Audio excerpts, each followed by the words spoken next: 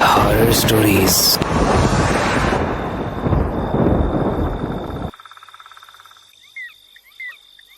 कहानी है करण अर्जुन की।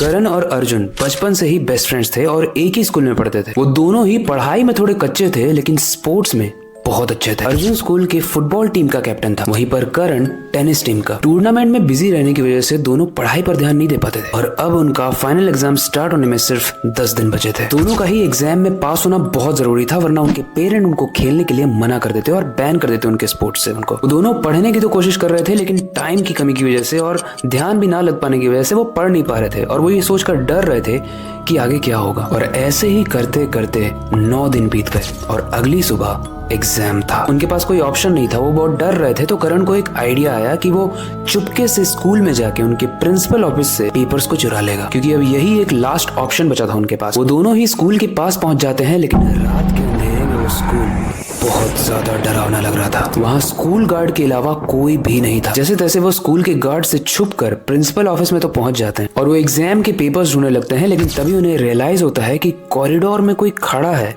जो उनको काफी देर से घूर रहा है।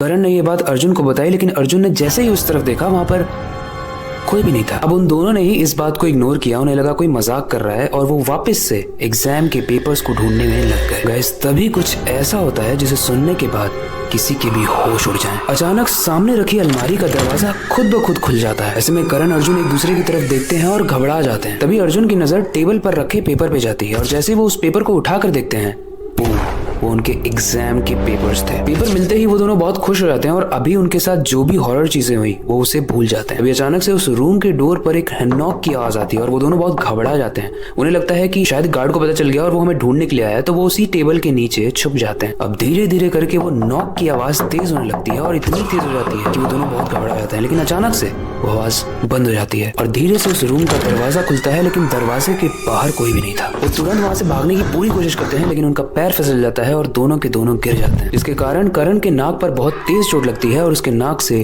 खून आने लगता है। चोट इतनी ज्यादा थी कि देखते ही देखते करण वहीं पर बेहोश हो जाता है। अर्जुन करण को देखकर काफी चिंतित है और वो समझ नहीं पा रहा है कि मैं क्या करूं। तभी उसे अपने पीछे एक प्रेजेंस फील होती है और जैसे ही वो मुड़कर देखता है, वो जो देखता है उसका दिमाग हिल जाता है। वो नीचे देखता है और उसे खून से सने हुए पैर दिखते हैं और जैसे जैसे वो ऊपर देखता है, वो देखता है कि एक इंसान खड़ा है जो स्कूल के प्यून की ड्रेस में है और उसके हाथ में एक डंडा है। उसका पूरा शरीर एकदम ब्लूइश तरीके का सफेद था, जैसे उसके अंदर खून भरा ही ना हो। अर्जुन बहुत पैनिक होता है, लेकिन इससे पहले कि वो वहां से भागता, वो इंसान अपने डंडे से अर्जुन को मार देता है।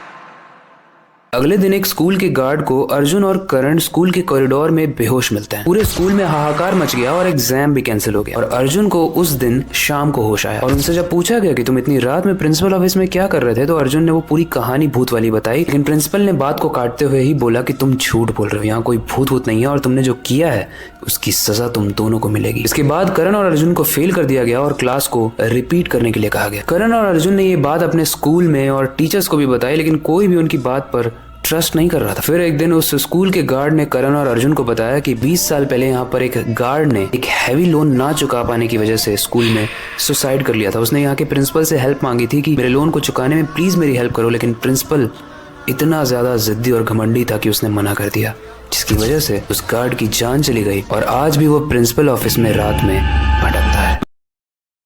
वेल गाइस, लोन तो होता ही है खराब, बहुत सारे लोगों की जान जाती है, बट ये स्टोरी बहुत ज़्यादा दर्दनाक थी और थोड़ी सी क्रीपी भी थी। वेल, आपका क्या फीडबैक है इस स्टोरी को रिलेटेड? कोई भी फीडबैक हो आप कमेंट सेक्शन में ज़रूर बताना।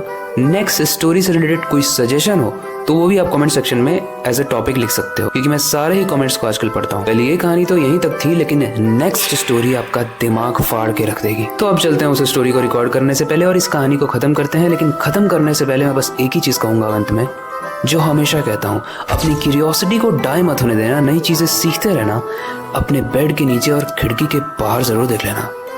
इस बार तो अपने रूम में ही देख लेना, कहीं वो मरा हुआ गार्ड तो नहीं घूम रहा है। मिलते हैं अगली वीडियो में।